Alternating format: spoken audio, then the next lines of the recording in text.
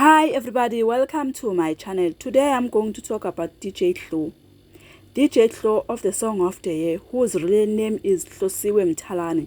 Soon she's getting married with Musa Zulu, who owns the record label Imaz Entertainment.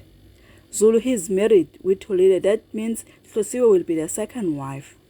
Most of the people they wondering why DJ Hlo with the song Isibani be the Song of the Year. Because nobody knows the song. Nobody even voted for it. DJ Hlo said, Isibani is not just a song that came out of the blue. I released this track a long time ago and encouraging people to vote for it and download it.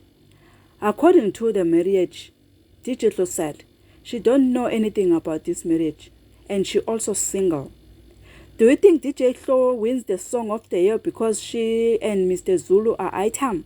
Write your comment down below and don't forget to subscribe, like and press notification button to be the first to see whenever I upload it.